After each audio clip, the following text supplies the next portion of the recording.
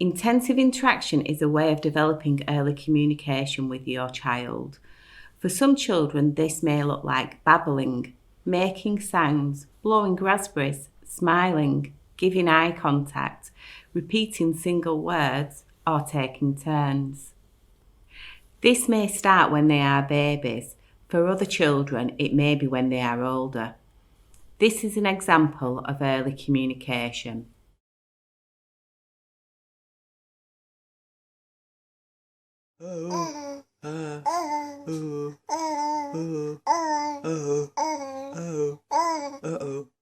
How do you do intensive interaction?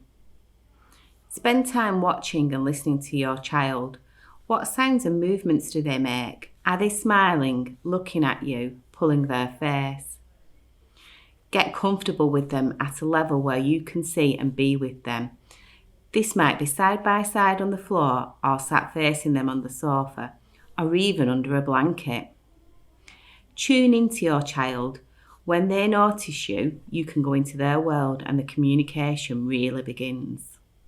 Let your child lead, joining in with what they are doing. This might be copying a sound or a look or mirroring a movement such as tapping, spinning or clapping.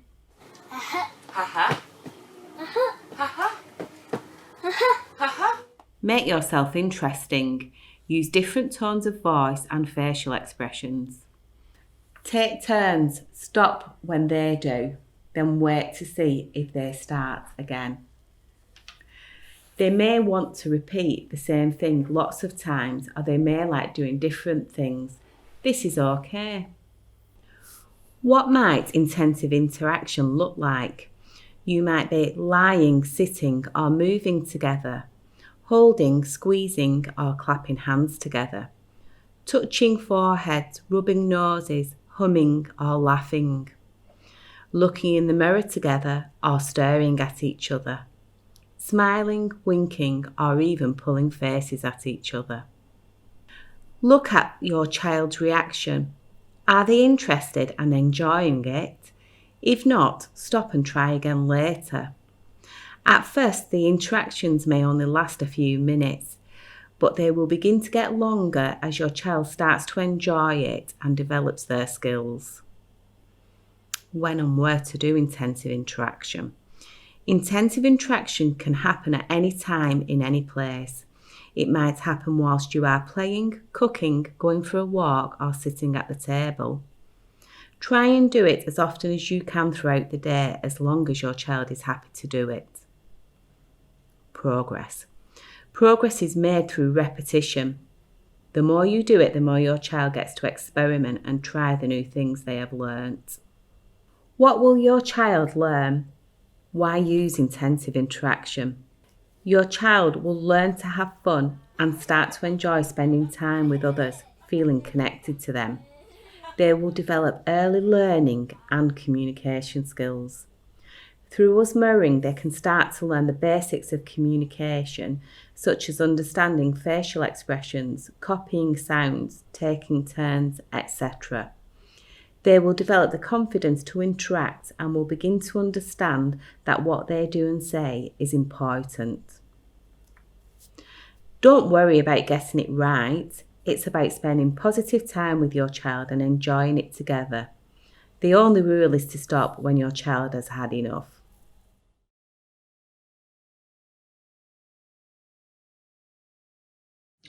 We started using intensive interaction with Katie when she was about 2.5 or 3.